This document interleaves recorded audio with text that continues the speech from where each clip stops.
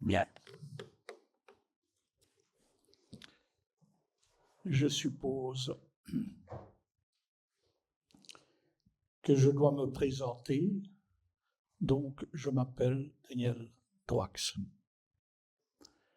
Je viens de la région de Liège. Lors d'un séjour à Prague, mon épouse et moi avons eu l'occasion de découvrir, par des posters et des cartes postales, l'œuvre du principal représentant du cubisme tchèque, Bohumil Kubista. Le nom ne manqua pas d'amuser Picasso et les artistes et écrivains français que Kubista rencontra à Paris dès 1909, dont Georges Duhamel. Mon épouse et moi eûmes l'occasion d'acquérir des revues tchèques d'avant-garde des années 1920-1940, où figurait le nom de Kubista, et j'entrepris de relever les reproductions d'œuvres en vue d'en repérer qui seraient méconnues, voire inconnues. Un épais volume de plus de 700 pages consacré à Kubista me persuada rapidement que celle figurant dans la revue Musaïon de 1920-21, c'était trop? Ok. Le mieux est l'ennemi du bien, hein, c'est vrai. Donc, la revue Musaïon que nous possédons était bien connue. C'est la revue que vous voyez là. Par contre, d'autres œuvres semblaient oubliées, voire totalement inconnues. Par exemple, celle d'Otto Gutfreund, précurseur de la sculpture cubiste dès avant 1914, avec Picasso et Archipenko. Voici par exemple deux œuvres intitulées Hlava, c'est-à-dire tête, dans Musaïon de 1920. En voici une.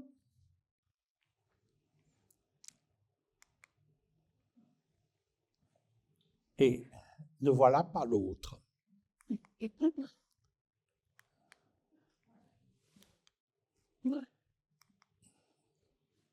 C'est peut-être l'autre. Telles sont parfois les voies détournées qu'offre la recherche. On cherche les Indes et on trouve l'Amérique. Je clôt ici le récit de mes expériences tchèques, bien que j'ai pris avec moi cette autre revue, Les Voix Nouvelles, qui est aussi pragoise, où je cherchais des œuvres de cubistes ou d'artistes d'avant-garde, et ce que j'ai surtout trouvé, ce sont des documents, notamment une reproduction de la série Songes et mensonges de Picasso, à l'occasion de la guerre d'Espagne, et des documents tchèques sur la guerre d'Espagne. Mais je dois arrêter là ma consultation en ligne de la bibliothèque tchèque, car elle fut vaine dans la mesure où j'ai tenté une consultation des ressources de la Bibliothèque nationale de Prague, qui se trouve à Prague, et malgré mes efforts auprès de l'ambassade, je n'ai pas pu obtenir les reproductions qui étaient réservées à des chercheurs tchèques. On mesure ici les limites de la coopération culturelle européenne, en tout cas au regard de la coopération militaire. Je me suis donc modestement rabattu sur les revues françaises et belges, qui correspondaient mieux à mon expérience de l'histoire de la presse. Mon épouse, moi-même et notre collaboratrice Muriel Collard, qui est présente, avons donc entrepris de proposer un complément à ce qui est intitulé le Princeton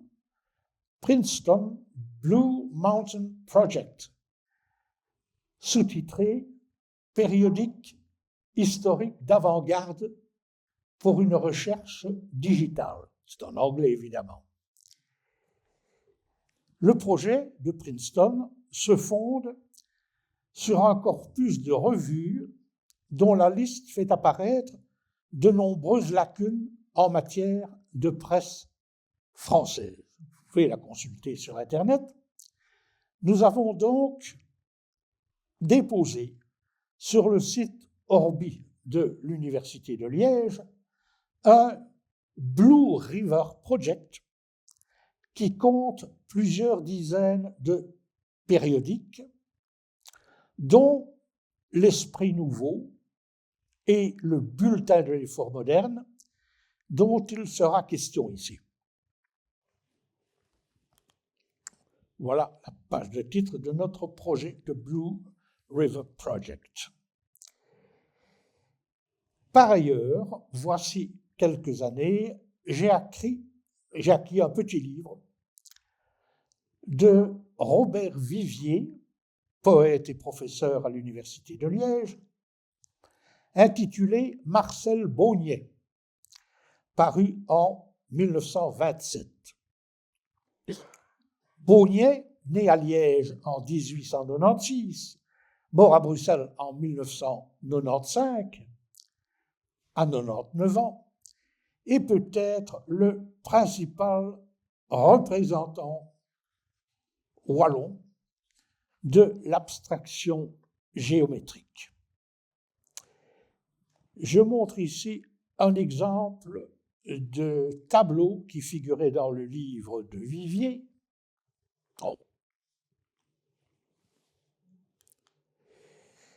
qui, je crois, s'intitule de mémoire « L'homme du rail », donc de Baugniet. L'enquête que je vais présenter a d'abord pris pour objet un artiste que Baugniet mentionne, donc l'artiste mentionne à plusieurs reprises dans ses écrits rassemblés en 1986 sous le titre « Vers une synthèse esthétique et sociale ».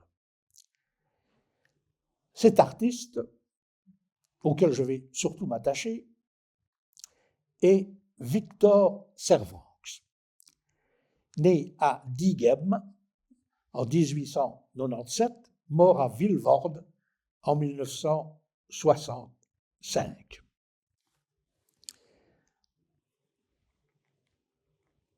J'ai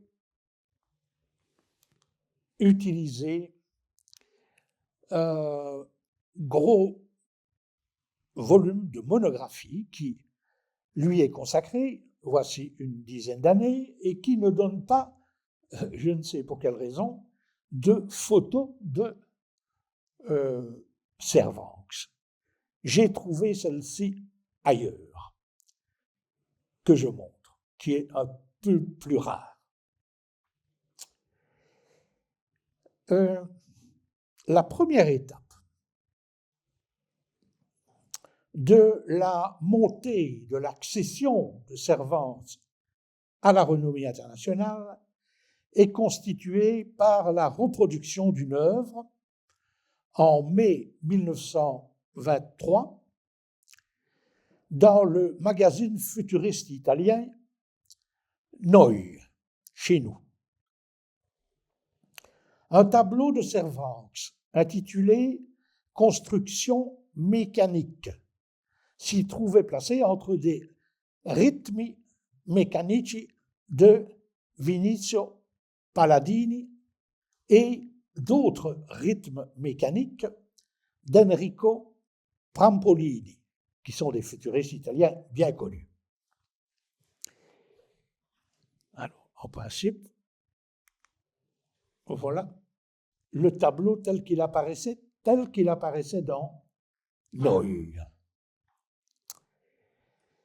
Ce tableau, dont j'avais retrouvé la trace en 1923, a été vendu par la firme Christie's, que vous connaissez, en 2024 pour plus de 400 000 €, sous le titre de Opus 8, construction mécanique ou l'usine de papier peint. Et si on peut dire, grâce à Christie, nous possédons donc ce tableau, une reproduction en couleur.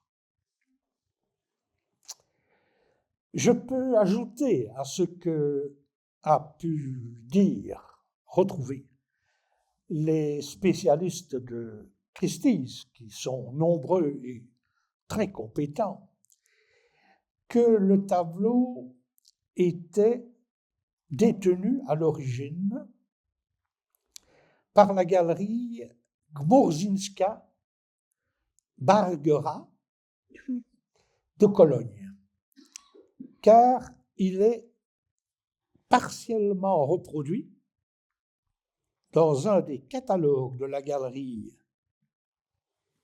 Gmurzyńska, qui aujourd'hui était établi à Cologne, mais qui est aujourd'hui établi à New York et à Zurich.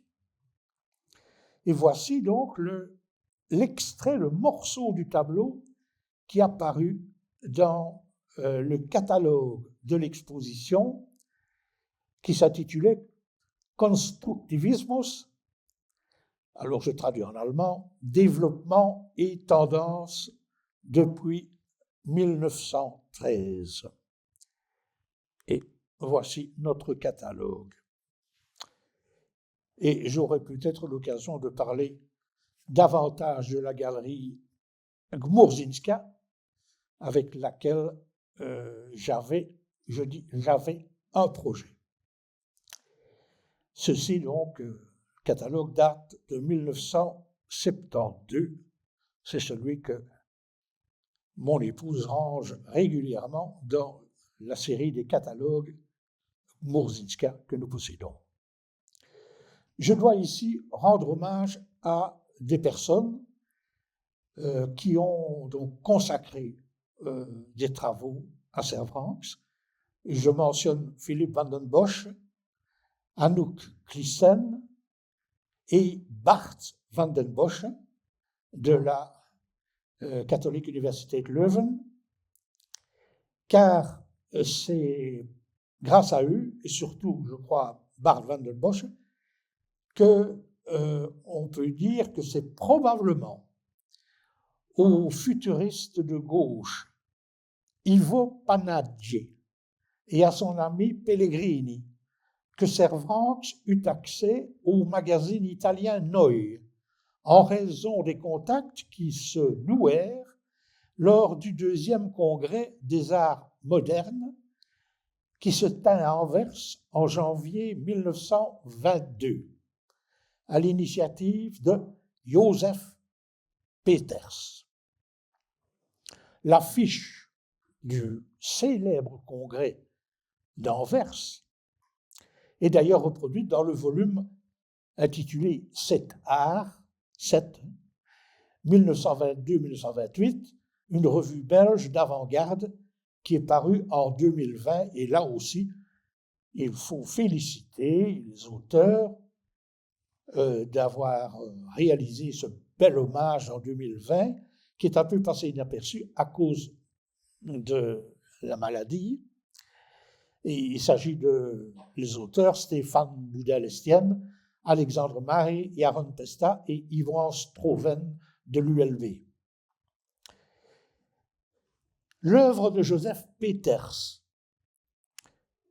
artiste de premier plan, occupe une place privilégiée dans la collection de Merrill C. Berman, un amateur américain qui a cédé une partie de ses acquisitions au Museum of Modern Art de New York, assez récemment.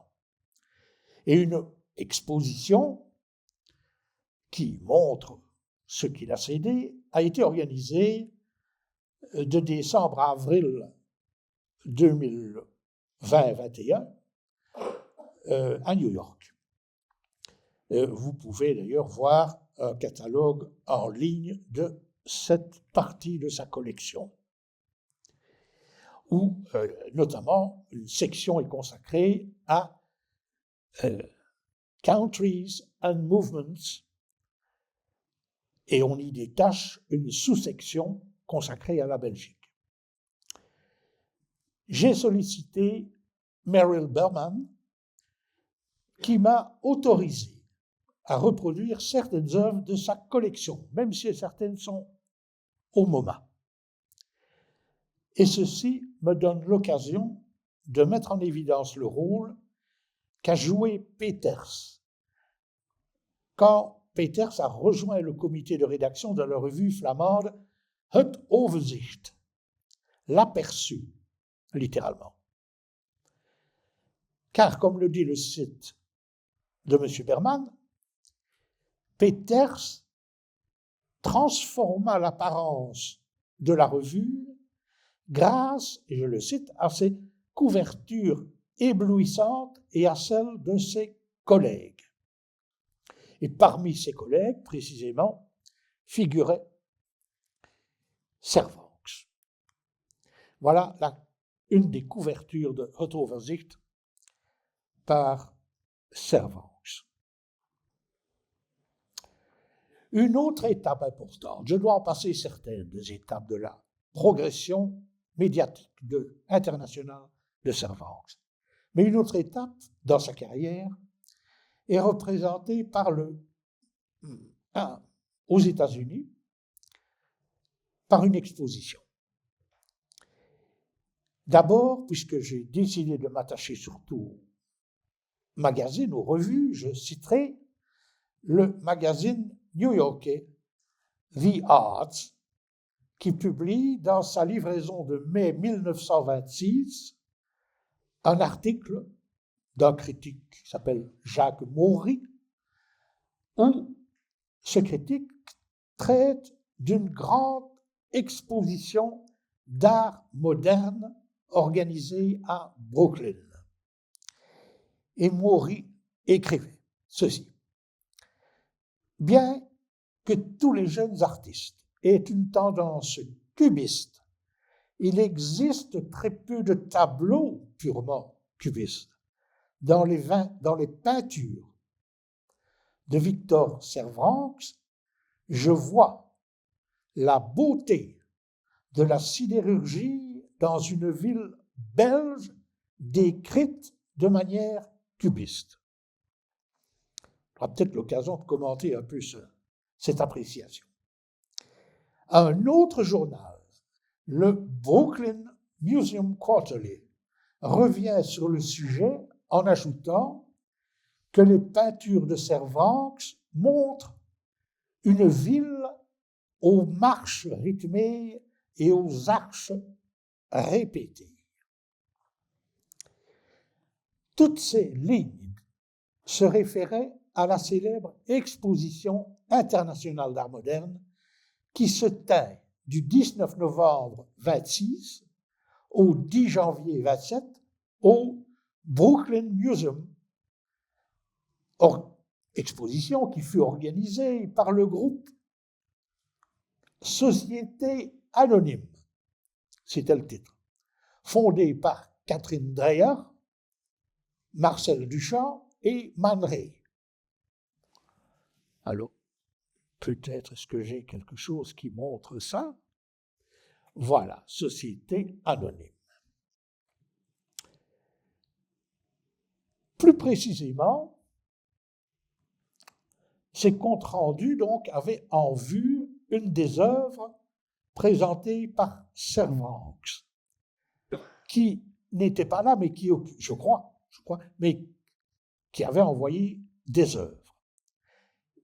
Et le catalogue mentionne des œuvres qu'il a envoyées, donc le catalogue, le livret de présentation consacré à la Belgique.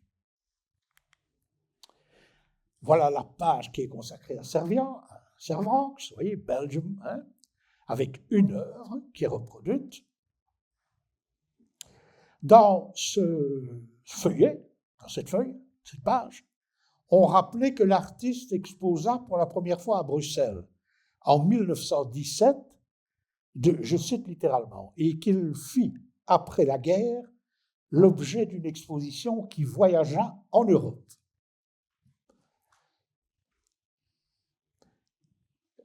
Il s'agit là, dit-on aussi, de sa première apparition aux États-Unis. Servan-Hawks est un peintre de distinction dans son pays et fut membre de la Commission belge de l'exposition internationale des arts décoratifs de Paris en 1925. Elle est très connue. Exposition où il gagna la médaille d'or. Il est aussi, dit-on dans cette page, un designer de mobilier moderne où la simplicité est mise en valeur. Vous voyez, c'est vraiment très laudateur. Donc le catalogue présentait 3 œuvres. Il y en a une qui est mentionnée sous le titre numéro 2, que j'ai pu identifier. Il s'agit de l'œuvre que conserve sous le numéro 46-1922, pour être complet, et sous le titre The Town, la ville, la Yale University Art Gallery. Vous voyez, l'université de Yale. Hein? C'est pas rien, quoi. Si on... hein? Excusez-moi. Son titre actuel explique les commentaires du magazine The Arts et du Brooklyn Museum Quarterly, qui reconnaissent dans l'œuvre la beauté d'une ville belge aux arches répétées. Alors, en réalité, la toile que je ne montre pas, que je ne peux pas montrer malheureusement, ne montre pas vraiment une ville industrielle, mais montre plutôt Bruxelles, je crois. Mais une autre œuvre de Servan-Hawks, mentionnée dans le catalogue de Brooklyn, prolonge sa réputation bien au-delà de New York. Elle est intitulée numéro 9, number 9, 1923. Et elle correspond à une peinture qui a été mise aux enchères, également par Christie's, le 16 décembre 2014, sous le titre Opus 9, donc ça correspond, 1923.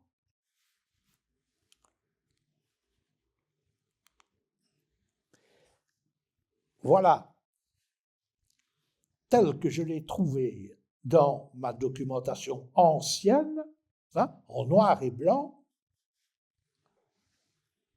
et voilà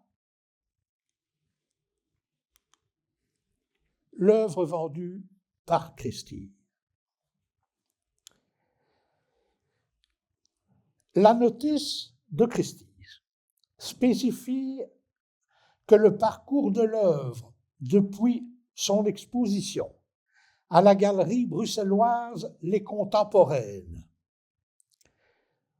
dans le cadre d'un hommage à Servan-Vranckx en mai 1957, donc que l'œuvre a voyagé. Elle a été présentée, disent les spécialistes de chez Christie's, qu'il faut féliciter. Elle a été présentée à l'Arts Club de Chicago, ainsi qu'à la University of Notre-Dame dans l'Indiana, et aussi au Toledo Museum of Art, et peut-être ailleurs. On voit que la participation de Servan-Vranckx à l'exposition du Brooklyn Museum, avant la Deuxième Guerre mondiale, avait largement porté ses fruits. Mais il est une revue, il est un pays où l'œuvre de Servan-Vranckx avait recueilli un accueil déjà très favorable et qui, j'aurais pu le montrer si nous avions le temps, en faisant appel dans une certaine mesure à nos collections personnelles. Donc, une réputation qui s'est maintenue et qui se comprend aujourd'hui quand on considère l'évolution de l'art géométrique, de l'abstraction géométrique et de la place qu'elle occupe sur le marché allemand et en Allemagne en général. Je veux donc ici, en quelque sorte, saisir dans une revue qui est Der Sturm, la revue allemande très célèbre, qui a été mise en ligne, heureusement, par l'université de Heidelberg. Un exemple que devraient suivre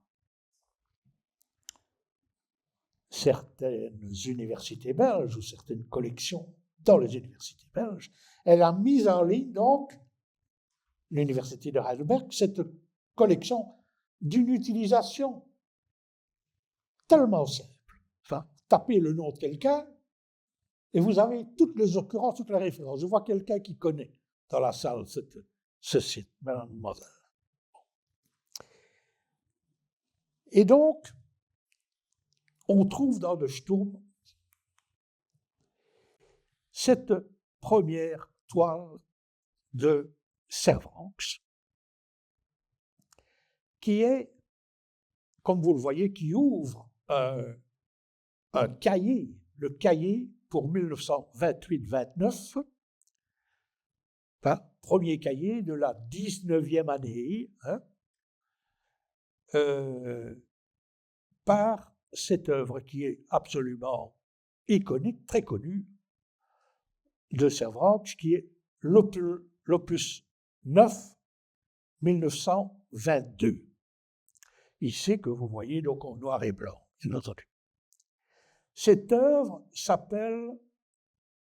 s'intitule Rôde rotative, normalement.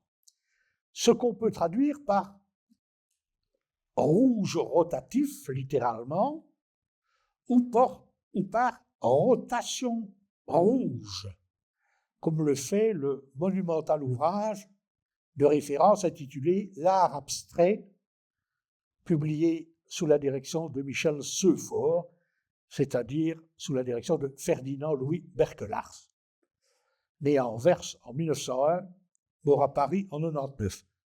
Ces abstraits vivent vieux. Ça se fait.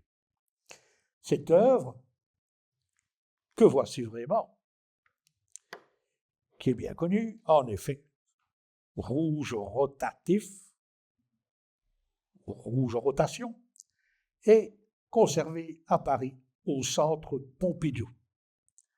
En quelque sorte, elle fait un peu le drapeau dans ma série sur Der Sturm.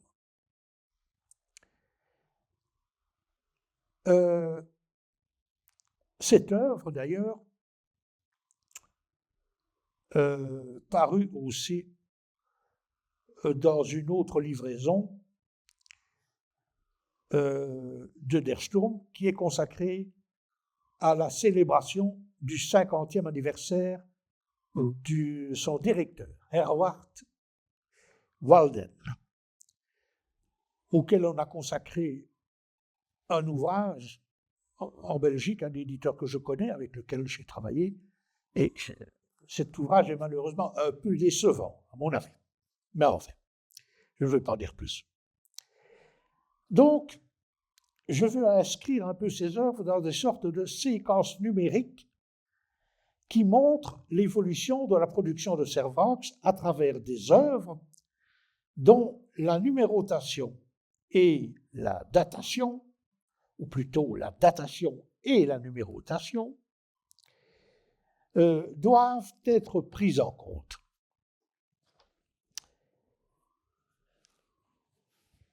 Par exemple, la peinture opus 4 1923 partage des caractères communs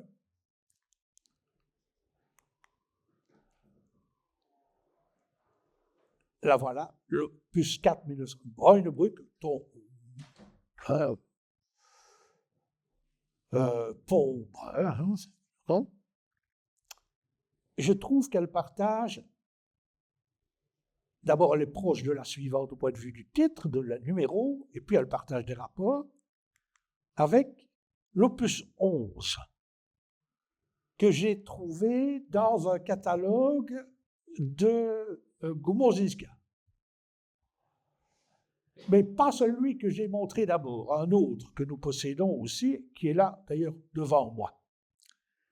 Où c'est un catalogue absolument essentiel, qui présente, comme vous voyez, les pionniers de l'abstraction en Belgique, de 1915 à 1960, de 1913 à 1960, pardon, avec De Boek, Joostens, Servox, Van Tongerlo. Moi, je me suis surtout attaché à Joostens et Servox, une chose à la fois. Je trouve qu'il y a un certain rapport. Alors, évidemment, voilà, l'opus 11, je n'ai pas la couleur. Hein? C'est en noir et blanc. Je trouve qu'il y a une analogie de forme, évidemment, avec l'opus 16, 1923, paysage nocturne, avec un train lawai. Dites-moi ce que ça veut dire. Voilà. Vous avez mieux compris que moi. Vous connaissez les langues mieux que moi. Hein? Donc, ce sont des formes essentiellement des trapèzes, trapézoïdales. Les unes, alors je dois noter chaque chose, sont bicolores sans dégradé, et d'autres sont unicolores, voilà, comme celle-ci, avec ou sans dégradé. Hein? C'est important de voir si à un certain moment, il a opéré un dégradé ou non, dans certaines toiles. Je crois que c'est un critère qui doit intervenir.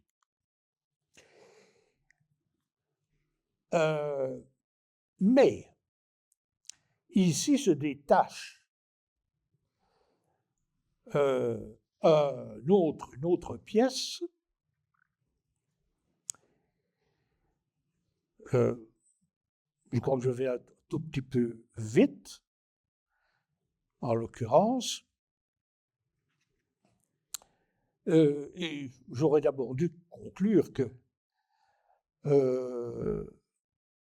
l'opus 9, par quoi j'ai commencé, est inscrite, en fait, par son numéro, entre les deux œuvres autres que j'ai montrées, et s'en différencie par l'insertion, et c'est un autre critère, de plusieurs formes arrondies, parfois segmentées, des ronds, des demi-ronds, des ovales, qui font défaut dans les premières œuvres. En quelque sorte, ces motifs arrondis brisent ce qui se présentait comme une chaîne. Alors, un autre rapport peut être établi entre l'opus 9, 1923, et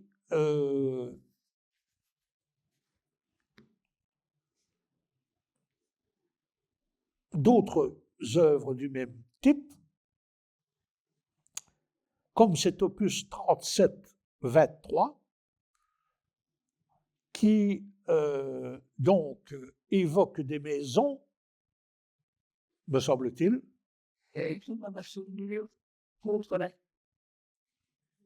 Mais c'est un mur. Oui, oui, c'est vrai qu'on ne dit pas maison dedans. Vous avez raison. Personne n'a raison.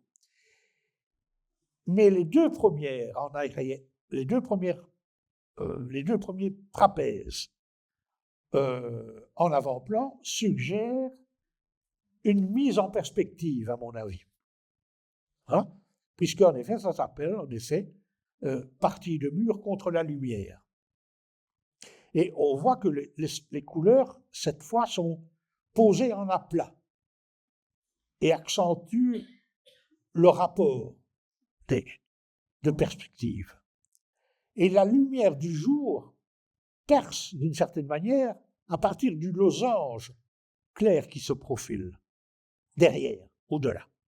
C'est mon avis. Et comme disait Monnier, c'est mon avis et je le partage. En somme, de l'opus 4 à l'opus 37, on voit l'œuvre reproduite dans Der Sturm, on voit se dessiner un ensemble de trapèzes et de formes angulaires qui tendent vers la monochromie, ou des variations de rouge et de brun. Une 8e livraison de la 19e année, espérons que c'est la bonne,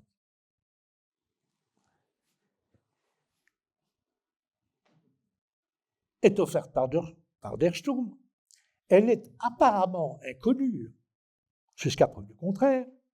C'est donc là cette gemelle de 9 de 24 qui montre une version élaborée de motifs de, alors je l'ai appelé gamma grec, mais tourné vers la gauche, ou plus couramment, on peut l'appeler cheminée de navire. Enfin, et une œuvre qui suit dans Der Sturm ou dans un des catalogues, et ce n'est pas dans Der Sturm parce qu'elle est en couleur, c'est l'opus 23 et l'opus 8, et voilà l'opus 8, et elle partage avec la précédente, à mon avis, cette sorte de triangle en épine ou en crête de coq. Ça, c'est la femme qui me suggère ça, crête de coq. Ça qu'on voit là, ici, au-dessus, dans le coin supérieur droit. Et la 8, vous voyez, 8 et 9, hein, c'est quand même drôle que c'est très proche. 24. Ici, elle est sur la partie verticale. Voyez, et ça n'apparaît pas avant, à mon avis. Celle-ci s'appelle musique héroïque, comme vous voyez. Et il y a aussi alors un élément qui est une petite zone de rectangle briqué accompagné de fines rayures qu'on peut voir ailleurs.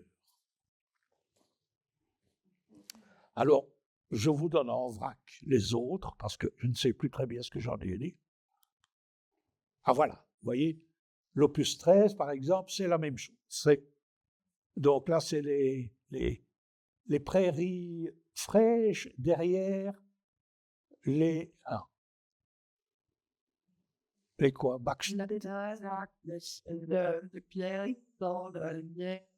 les jours de l'été. Voilà. Oui, on est toujours dans ce genre de. Et donc ça, c'est une œuvre qui est. Alors je ne sais plus où elle est conservée, mais Alors voilà un des sommets, à mon avis, c'est celle qui s'intitule Spanning van der Ruim, ou Tension de l'espace. Et celle-là a été aussi reproduite dans Der Sturm. Là, c'est évidemment celle qu'on a découverte par la suite. Hein. Alors, dans tout ça, je suggère une référence supplémentaire. J'ai trouvé aussi, alors, cette pièce qui n'est pas connue, qui est dans Der Sturm.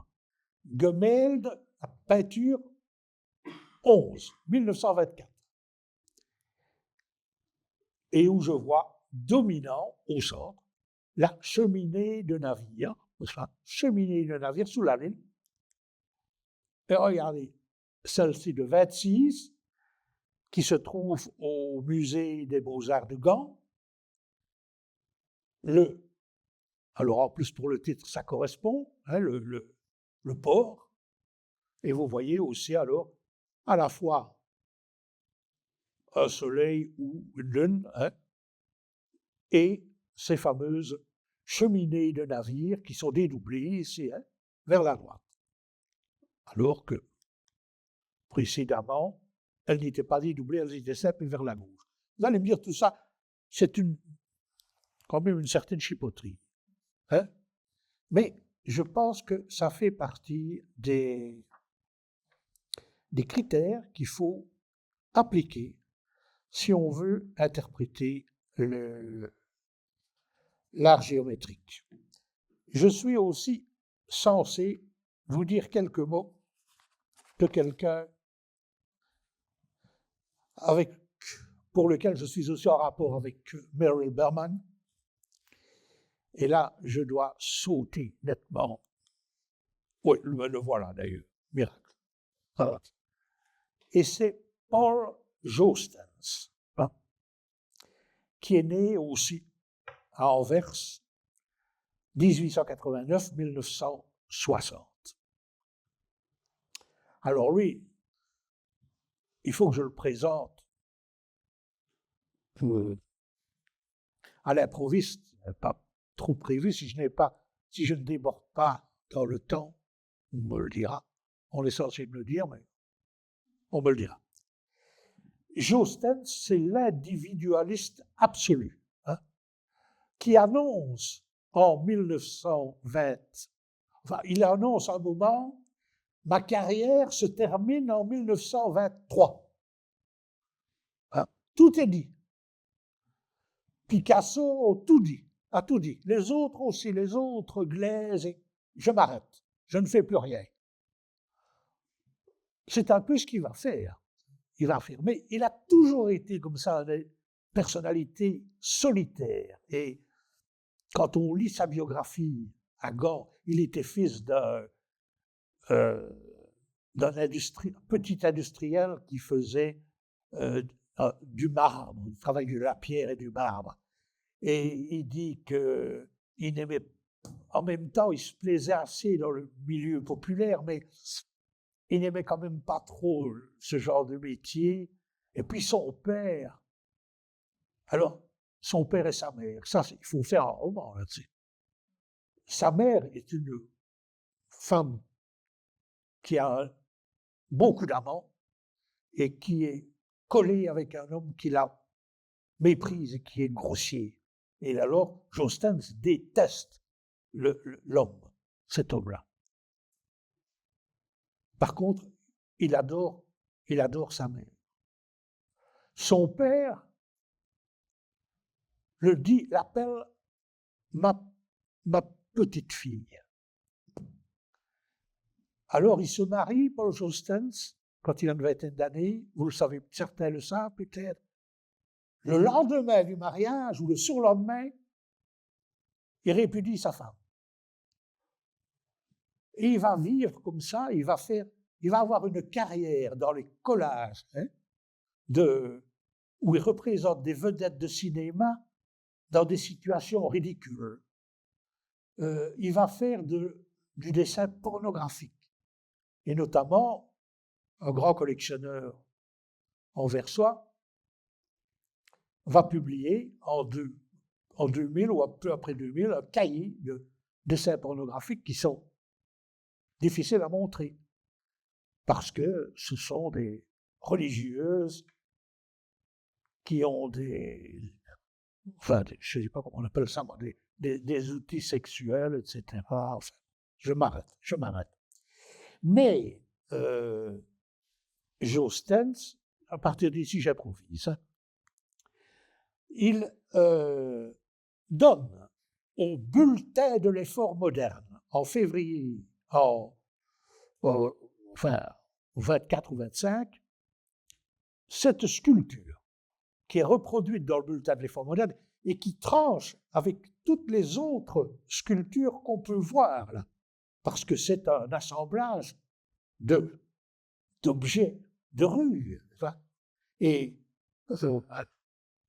un des écrivains qui ont travaillé sur l'œuvre de Jo Stens, Philippe van den Bosch et Jean Beuk, ou Jan, qui ont consacré en 2014 un livre à Jo Stens, souligne cet aspect, et l'un de ses auteurs, Adriaan Gonissen, écrit que ces assemblages dadaïstes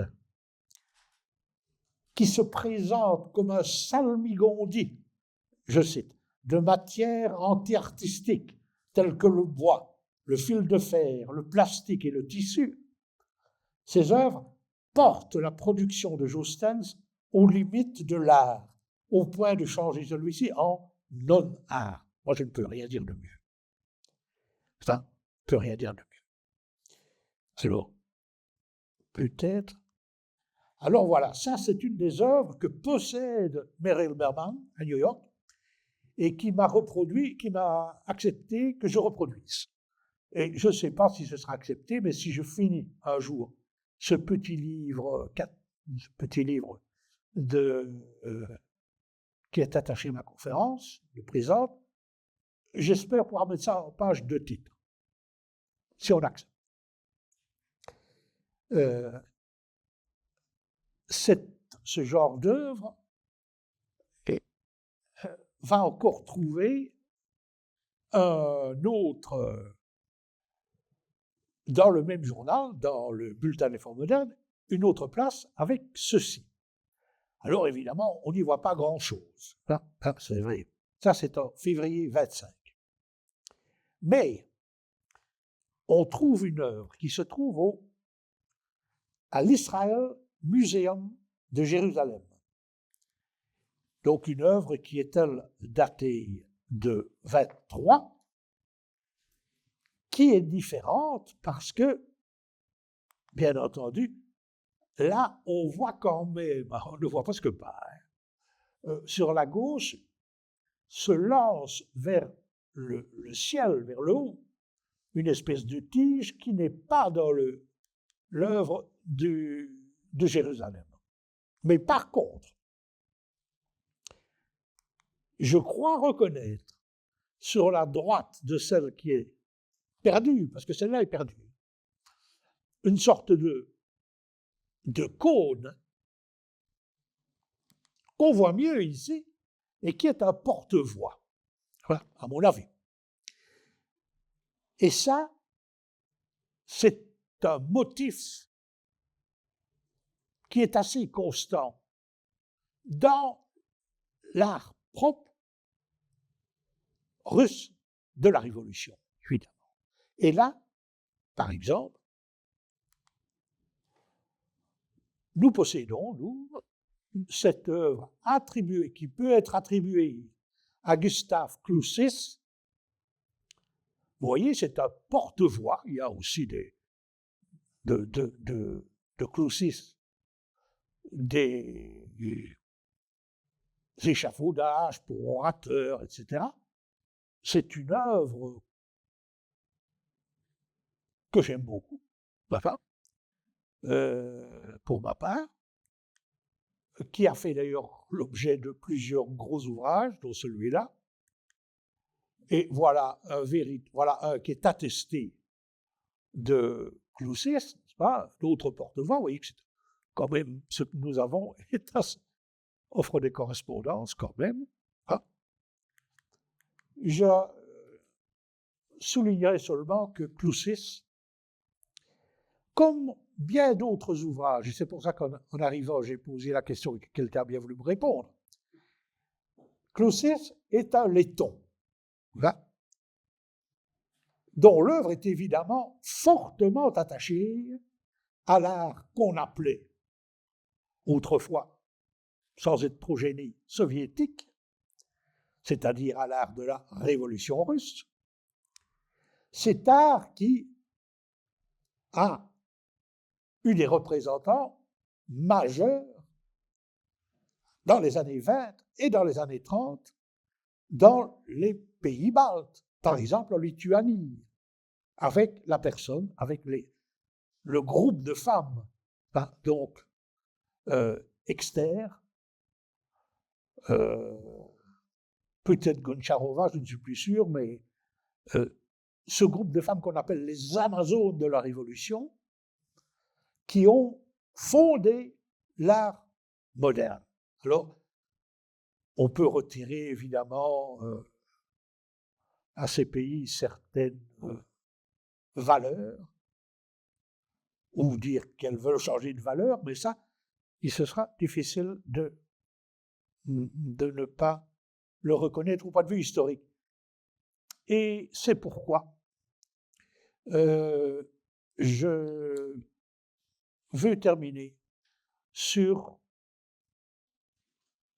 à nouveau sur mon wallon Bohier, qui, dans un de ses ouvrages, enfin dans plusieurs de ses ouvrages, en réalité, a mis en évidence le rôle de l'art ouvrier dans l'art géométrique, en se référant, par exemple, et c'est très remarquable, et déjà dans l'article que j'ai fait paraître dans Corrigos, ça se voit, c'est pas? Il se réfère, par exemple, au grand historien français, Élie Faure, et à son arbre d'Éden. Élie Faure était un grand historien antifasciste qui écrivait dans l'Humanité, partisan, on y revient, de l'Espagne républicaine en 1937, etc.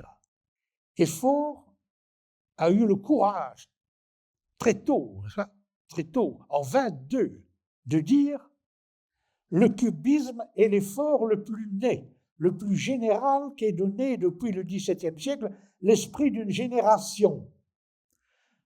Un art non isolé, non personnel, comme celui de Cézanne, mais collectif, discipliné, systématique.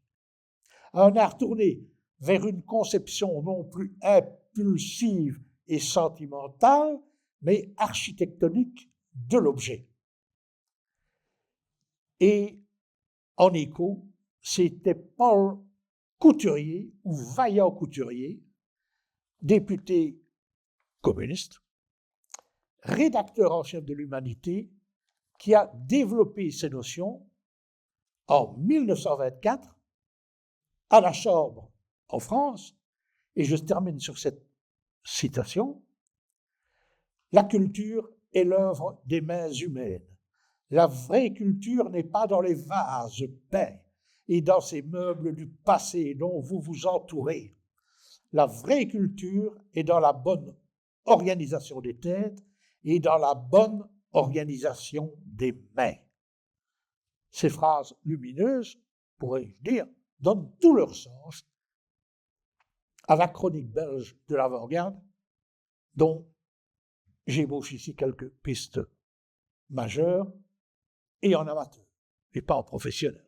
Sur ça, je peux aussi m'expliquer. Je crois que j'en reste là.